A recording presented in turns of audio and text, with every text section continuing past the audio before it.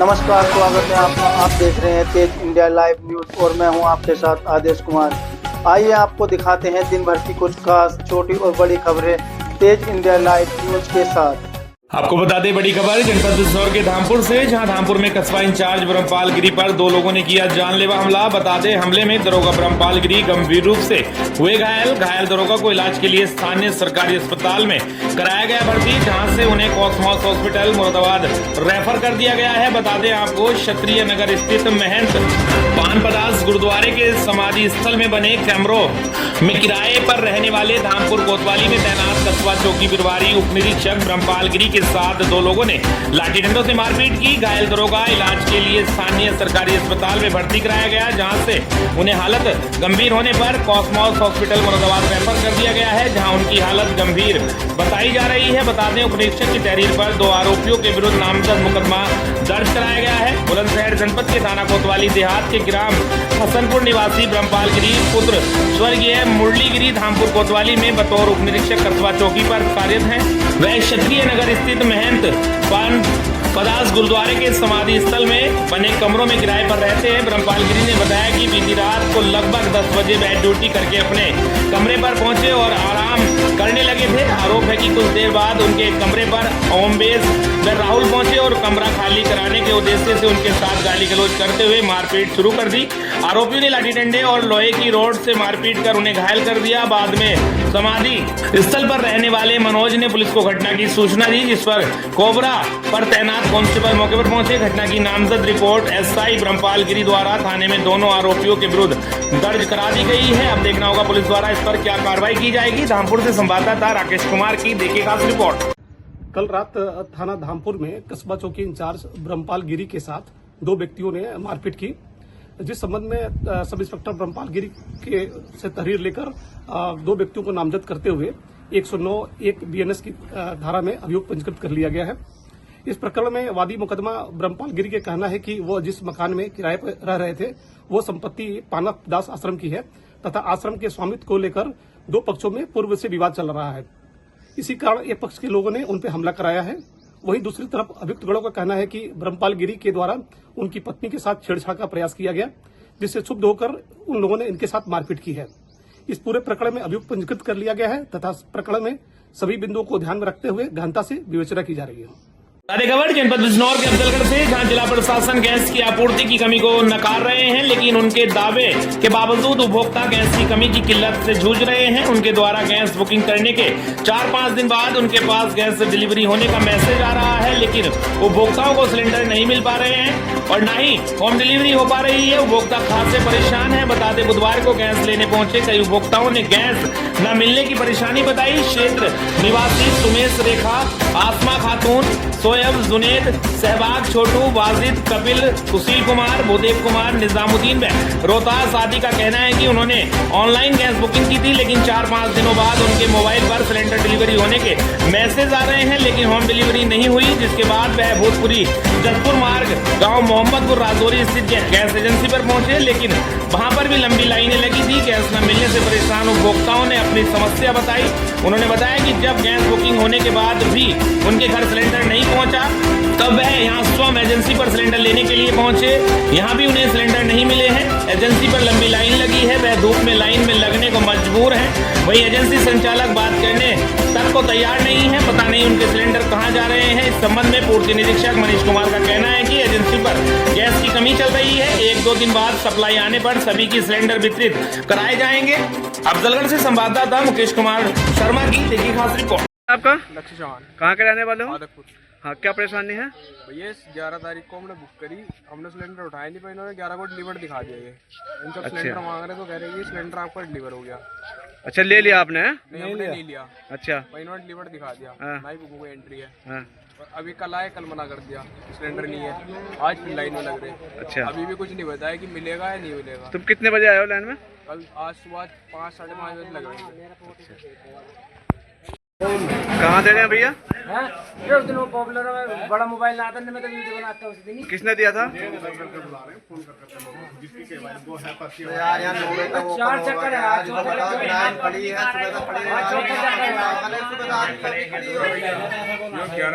मोहम्मद शहबाज। हाँ, क्या परेशानी है? परेशानी ये है सिलेंडर नहीं मिल रहा है, तीसरा चक्कर है। अच्छा।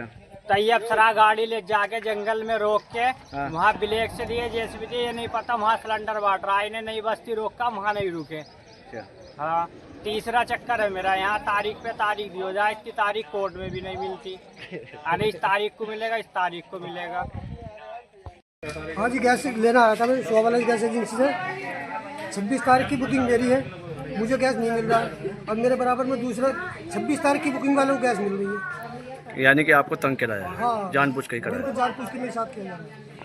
बता दें खबर उत्तर प्रदेश के जनपद फिरोजाबाद से, जहां फिरोजाबाद के नवागत जिलाधिकारी संतोष कुमार शर्मा ने संभाला अपना कार्यभार। विकास और कानून व्यवस्था पर दिया सख्त संदेश। बता दें फिरोजाबाद जनपद को आज नया प्रशासनिक नेतृत्व मिला, जब नवागत जिलाधिकारी संतोष कुमार शर्मा ने कलेक्ट्रेट स्थित कोषागार कार्यालय पहुंचकर विधिवत कार्यभार ग्रहण किया। पदभार संभालते ही उन्होंने अपनी प्राथमिकताएं स्पष्ट करते हुए जनपद के चहुमुखी विकास का संकल्प दोहराया। बता दें जिलाधिकारी ने स्पष्ट शब्दों में कहा है कि कानून व्यवस्था के साथ किसी भी प्रकार का समझौता नहीं किया जाएगा।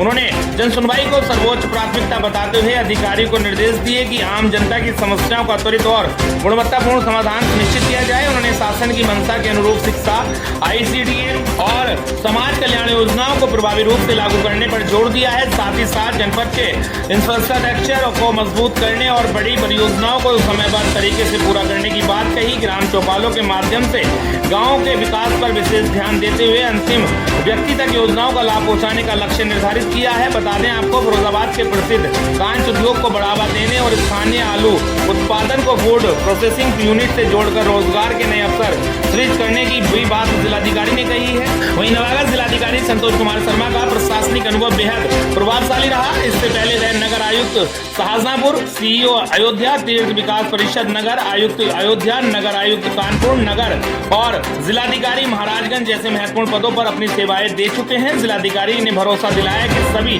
विभागों के साथ समन्वय स्थापित कर फिरोजाबाद को विकास के हर पैमाने पर प्रदेश में अग्रिम बनाया जाएगा। फिरोजाबाद से संवाददाता बंटू सिंह की देखिए खास रिपोर्ट। उत्तर प्रदेश शासन की जो प्राथमिकता है वो हम लोगों की सर्वोच्च प्राथमिकता है। और जनपद में कानून व्यवस्था सुदृढ़ हो और कानून व्यवस्था के साथ कोई समझौता नहीं, ये हम लोगों की सर्वोच्च प्राथमिकता है। और इसके साथ ही साथ जो जन सुनवाई, जनता दर्शन, जन सुनवाई, ये भी हम लोगों की टॉप मोस्ट प्रायोरिटी है। जो डेवलपमेंट के सेक्टर्स हैं उसमें चाहे ह्यूमन रिसोर्स डेवलपमेंट का पार्ट है, जिसमें कि सारा हमारा जो एजुकेशन और हेल्थ, ICDS, इन सभी ये सभी डिपार्टमेंट हमारे सेक्टर में रहेंगे। और इसके साथ साथ इंफ्रास्ट्रक्चर रिलेटेड जो भी हमारे डेवलपमेंट है, जो बड़े प्रोजेक्ट्स हैं, उनको भी समयबद्धता के साथ उन सारे प्रोजेक्ट्स को कंप्लीट किया जाएगा। और इसके साथ ही साथ जो भी हमारा रूरल डेवलपमेंट का जो पार्ट है, ग्रामीण विकास है, उसको भी हम लोग देखेंगे। क्योंकि जनपद में कॉर्पोरेशन है, डेवलपमेंट अथॉरिटी, तो हम लोग जो सभी के साथ समन्वय स्थापित करते हुए ये चाहेंगे कि जो डिस्ट्रिक्ट है वो हमारा एक इस तरह के जो एक अच्छे जनपद के रूप में पूरे प्रदेश में इसका नाम आगे आए, देश में नाम आगे आए। क्योंकि यहाँ पे का जो ग्लास इंडस्ट्री है वो पूरा एक all over world internationally known है। उसको और किस तरह से बेटर किया जा सकता है, यदि उसमें कोई समस्याएं हैं उसको कैसे दूर की जा सकती हैं, उसको लेकर हम लोग आगे बढ़ेंगे। ये जो जनपद है बेसिकली एग्रीकल्चर बेस्ड भी है, पोटैटो के फार्मर्स भी काफ़ी हैं यहाँ पे, पोटैटो प्रोडक्ट्स भी हैं, तो फूड प्रोसेसिंग और बाकी इनके बेटरमेंट के लिए जो भी प्रयास हो सकते हैं शासन के स्तर से वो किए जाएंगे। और सभी ऑलराउंड डेवलपमेंट जो हमारा वो है डिस्ट्रिक्ट का वो टारगेट है। और जो हमारा कोर है, बेसिक है सेंटर में, तो वो कानून व्यवस्था और जन सुनवाई है।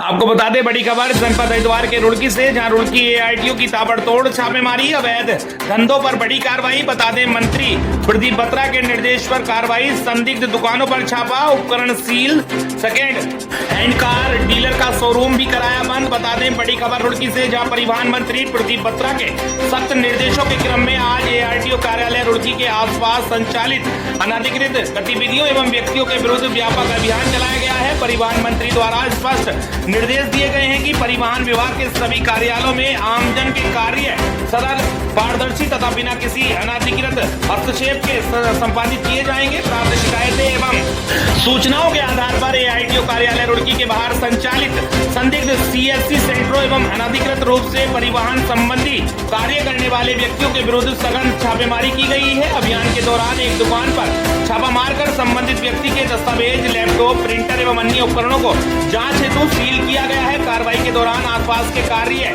कई संदिग्ध दुकानदारों एवं व्यक्तियों में हड़कंप की स्थिति उत्पन्न हो गई तथा कई लोगों ने अपनी दुकानें बंद कर मौके से हटाने का प्रयास किया। यह अभियान लगभग 30 से 40 मिनट तक चला, जिसके दौरान क्षेत्र में भीड़ एकत्रित रही तथा मीडिया प्रतिनिधि भी मौके पर उपस्थित रहे। इसके अतिरिक्त एआईटीओ कार्यालय के समीप संचालित एक सेकेंड हैंड कार डीलर की दुकान पर भी जांच की गई। आवश्यक सत्यापन एवं निर्धारित शुल्क जमा न पाए जाने पर संबंधित प्रतिष्ठान को तत्काल प्रभाव से बंद करा दिया गया है। बता दें, सभी संबंधित व्यक्तियों को सख्त चेतावनी दी गई है कि भविष्य में परिवहन विभाग से संबंधित कार्यों में किसी प्रकार का अवैध हस्तक्षेप अथवा अनधिकृत गतिविधि पाए जाने पर कठोर वैधानिक कार्रवाई की जाएगी। यह अभियान आगे भी निरंतर जारी रहेगा। यह अभियान संभागीय परिवहन अधिकारी जितेंद्र चंद के निर्देशन में संचालित किया गया है, जिसमें एआईटीओ प्रवर्तन टीम, परिवहन कर अधिकारी नारसन एवं उनकी टीम सहित कार्यालय के कार्मिकों, सहायक कर्मचारियों एवं लिपिकीय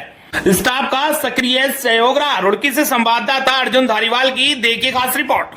बता दें खबर राजस्थान के कोटपुतली बहरौड़ जिले से, जहां कोटपुतली में पटवारी रिश्वत लेते रंगे हाथ हुआ गिरफ्तार। एसीबी का ट्रैप, 40,000 लेते धरा गया पटवारी। बता दें आपको कोटपुतली बहरौड़ से बड़ी खबर, भ्रष्टाचार निरोधक ब्यूरो ने पापटा तहसील के पटवारी प्रमोद सांवरिया को 40,000 रुपए की रिश्वत लेते रंगे हाथ गिरफ्तार किया है। पटवारी ने जमीन के बंटवारे की कुरेजात रिपोर्ट कोर्ट में पेश करने की एवज में 1 लाख रुपए मांगे थे। वहीं एसीबी मुख्यालय के निर्देश पर भिड़ाड़ी चौकी ने यह कार्रवाई की है। आरोपी प्रमोद सांवरिया पटवार हल्का भैंसदाना तहसील पापटा में तैनात है। परिवादी ने शिकायत की थी कि एसडीएम कोर्ट के आदेश के बावजूद पटवारी 6 साल पुराने जमीन बंटवारे की रिपोर्ट पेश नहीं कर रहा था। रिपोर्ट के बदले 1 लाख रुपए की मांग की गई थी। वहीं 14,80,000 में तय हुआ। बता दें, 29 अप्रैल को मांग का सत्यापन कराया गया। बुधवार को एसीबी ने ट्रैप कार्रवाई कर पटवारी को पहली किस्त के 40,000 रुपए लेते रंगे हाथ पकड़ लिया। कार्रवाई उप महानिरीक्षक भुवन भूषण यादव के सुपरविजन में चौकी प्रभारी परमेश्वर लाल ने की। महानिदेशक पुलिस एसीबी गोविंद गुप्ता, शिकायत मिलते ही ट्रैप प्लान किया गया। आरोपी पटवारी को 40,000 की रिश्वत लेते गिरफ्तार किया गया है। भ्रष्टाचार के खिलाफ जीरो टॉलरेंस की नीति है। मामले में अग्रिम अनुसंधान जारी है। एसीबी की अतिरिक्त महानिदेशक स्मिता श्रीवास्तव एवं महानिरीक्षक एस परिमल के सुपरविजन में आरोपी से पूछताछ जारी है। भ्रष्टाचार निवारण अधिनियम में प्रकरण दर्ज कर लिया गया है। कोटपुतली बहरौड़ जिले से संवाददाता अजय शर्मा की देखिए खास रिपोर्ट। 28/5/26 को शाम को टेलीफोन आया था कि साहब हमारे एसडीएम कोर्ट से पैतृक जमीन का वो झगड़ा चल रहा था, उसके हमारे पक्ष में फैसला आया, जिसका कुरेजात सीमा ज्ञान करने के लिए हमारे हल्का पटवारी श्री प्रमोद सांवरिया के को रिपोर्ट बनाने के लिए कहा था, जिसको लगभग 9-10 महीने हो चुके हैं। हम चक्कर काट के थक चुके हैं। लेकिन जब मैं पटवारी से मिला तो मेरे से 1 लाख रुपए उन्होंने मांगे, तो हम उनको रिश्वत नहीं देना चाहते। इसमें मैंने 29 तारीख को कांस्टेबल भेज के सत्यापन करवाया, जिसमें 1 लाख रुपए मांगता हुआ उसमें पाया गया, जिसको विनती करने पे 80,000 रुपये पे तय हुआ, जो 2-3 किस्तों में देने के लिए कहा। पहली किस्त 40,000 रुपये, बाकी 2 किस्तों में देने के लिए सहमति बनी, जिसका सत्यापन कराने के उपरांत मैंने आज 40,000 रुपये पटवारी श्री प्रमोद सांवरिया को रोड पे मोटरसाइकिल के जरिए जा रहा था और रिश्वत वहीं पे ली और उसको रंगे हाथ गिरफ्तार। खबर वहीं कोटपुतली बहरौड़ से ही, जहां बानसूर में ब्लैंड मर्डर का 24 घंटे में पुलिस ने किया खुलासा। साथ ही निकला मास्टरमाइंड, 5 आरोपी गिरफ्तार। बता दें, कोटपुतली बहरौड़ जिले के बानसूर से एक सनसनीखेज खबर सामने आई है, जहां निर्माणाधीन उप जिला अस्पताल में हुई डकैती और चौकीदार राम सिंह की बेरहमी से हत्या का पुलिस ने 24 घंटे में खुलासा कर दिया है। चौंकाने वाली बात यह है कि हत्या की साजिश मृतक के साथी फैजान ने ही रची थी। पुलिस ने यूपी दिल्ली के 5 आरोपियों को गिरफ्तार किया है। बता दें, 4 मई को बानसूर के निर्माणाधीन सरकारी अस्पताल में चौकीदार राम सिंह निवासी फलोदी की धारदार हथियारों से हत्या कर दी गई थी। बिजली के स्टोर का ताला तोड़कर कीमती सामान भी लूटा गया था। वहीं एसपी सतबीर सिंह के निर्देश पर बानसूर थाना पुलिस, डीएसपी और साइबर टीम ने तुरंत जांच शुरू की। पता चला कि मृतक के साथ कमरे में सोने वाले साथी फैजान ने ही डकैती की प्लानिंग की थी। जब राम सिंह ने लूट का विरोध किया तो आरोपियों ने बेरहमी से हत्या कर दी। यह ब्लाइंड मर्डर था। एडिशनल एसपी नाजिम अली, सुरेश खींची और सीओ मेघा गोयल के सुपरविजन में थाना अधिकारी राजेश यादव की टीम ने 14 पुलिसकर्मियों के साथ 24 घंटे में केस सॉल्व किया है। फैजान सहित 5 आरोपियों को गिरफ्तार किया है। वहीं पुलिस ने यूपी के फिरोजाबाद, बिजनौर, मुरादाबाद और गाजियाबाद के रहने वाले फैजान, मोहम्मद बिलाल, मोहम्मद सोहेल, साइमान और हिमांशु को दबोचा है। सभी आरोपी दिल्ली एनसीआर में रह रहे थे। मृतका का भतीजा विजेंद्र चौथी मंजिल पर सोया था। सुबह नीचे आने पर चाचा को खून से लथपथ पाया। पुलिस ने बताया कि आरोपी निर्माणाधीन अस्पताल में डकैती करने आए थे। विरोध करने पर राम सिंह की हत्या कर दी। लूटा गया सामान बरामद करने का प्रयास जारी है। कोटपुतली बहरोड जिले से संवाददाता जय शर्मा की देखिए खास रिपोर्ट। देखिए, इस मैटर में हमने 5 लड़कों का अरेस्ट कर लिया। आज उनका हम रिमांड लेंगे और छत्तीसगढ़ से हमने जो वारदात में प्रयुक्त वेपन थे वो बरामद कर लिए। एक छोरा है, 3 साथी, और इसमें जो मुख्य अभियुक्त है वो फैजान है, जो षड्यंत्र रचा वो इनके साथ ही काम करता था। ये जो मृतक है राम सिंह, ये एसी डक्टिंग का काम यहाँ करते थे जिला अस्पताल में जो बिल्डिंग है।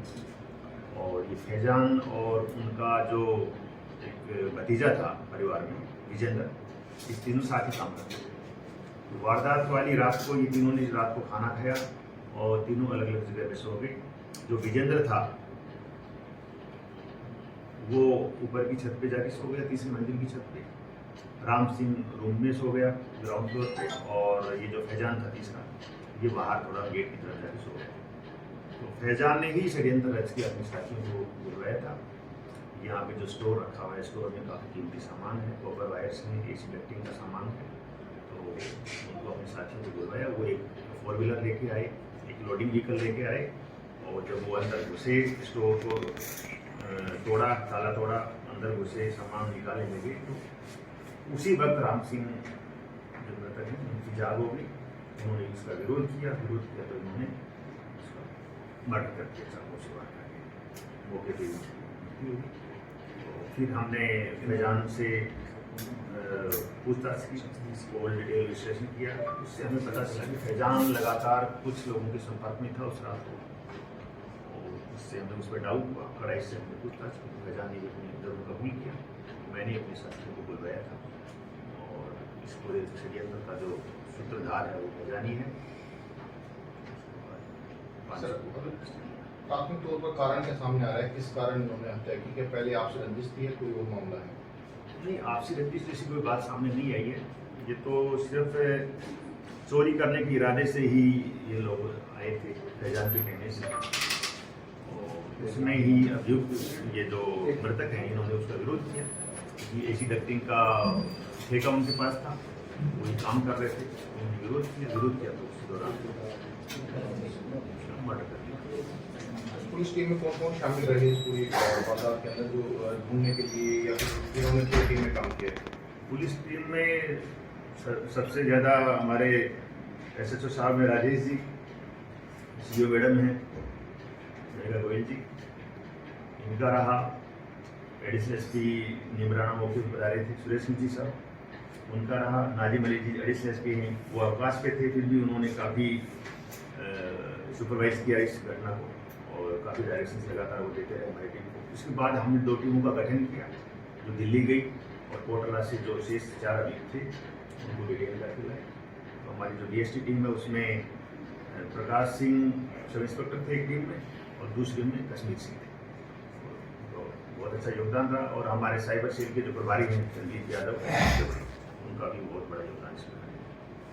हम इसी वजह से इतनी जल्दी घटना का खुलासा भी हो गया और अभियुक्तों को गिरफ्तार किया जा सका।